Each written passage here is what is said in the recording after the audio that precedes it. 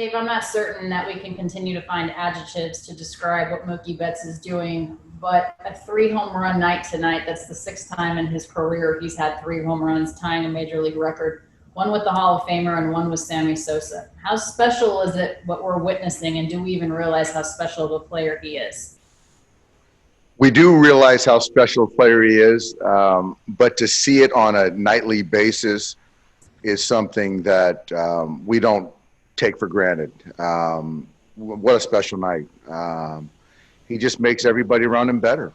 And, you know, he was all over the outfield tonight, you know, catching a pop-up and short right field right behind second base, hitting the 3 homers, the hit by pitch, the infield single.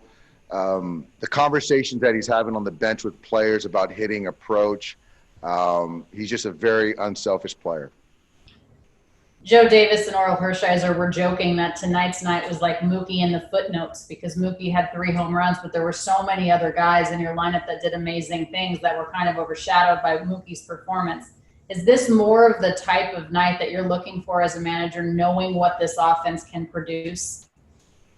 Yeah, I mean, obviously, that's a good arm over there. You know, Paddock has pitched us tough, you know, at times, and I just love the way that the bottom half of that first inning we responded, and that goes to Corey getting them back in there, and that big home run to kind of get us back.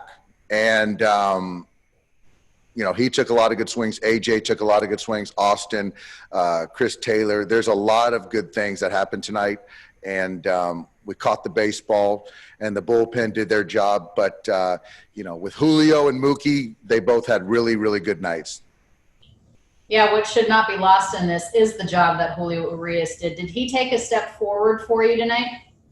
He did, and I just love the way he bowed his neck after that bottom half. And we put ourselves back in that game, and just the way he was on the attack and being aggressive with all of his pitches. I love that, and to see him get into the 7th inning, that was something that I was really hoping we could do tonight.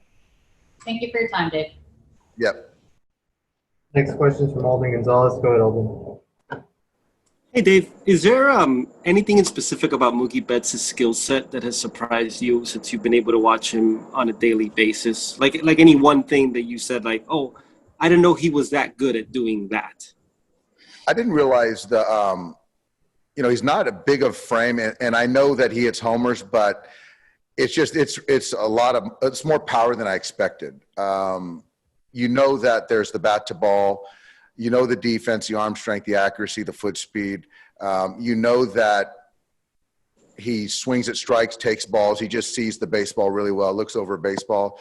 But just the way that he can leverage a baseball really impresses me. How quickly did that jump out at you? What's that? How soon did that jump out at you? I think it was in summer camp when he just said he was struggling and couldn't put the barrel on the ball. Then it was a game in an inter-squad game, and then he put it middle of the left field pavilion. And I just really couldn't believe that. Because, you know, at Fenway Park, there's doubles, and it's a short left field.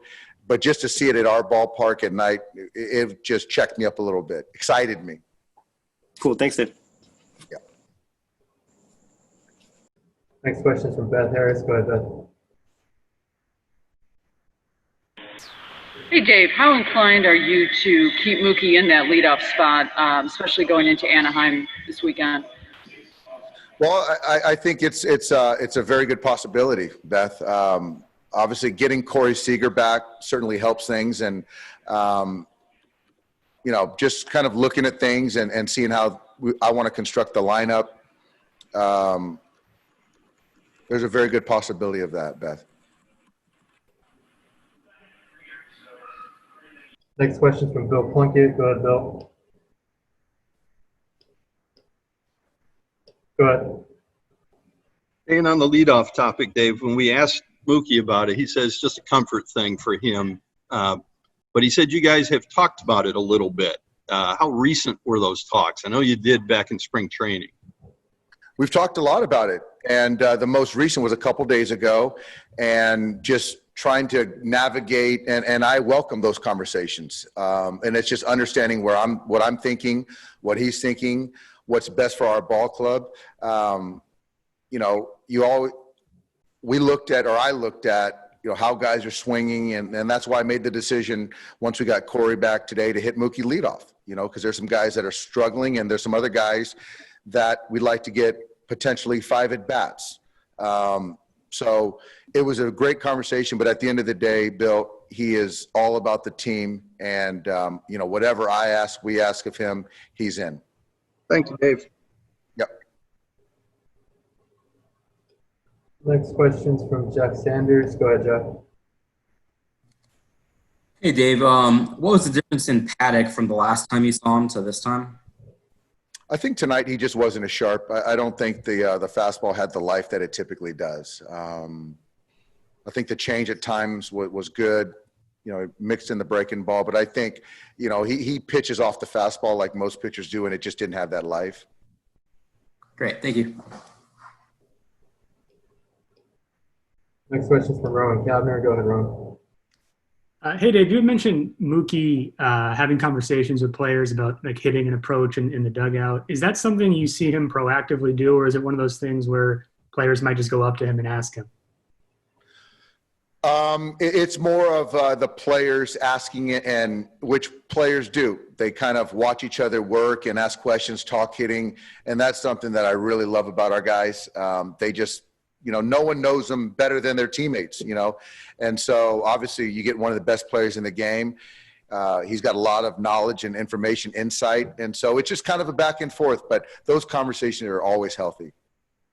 Thank you. Question from Kyle Glazer. Go ahead.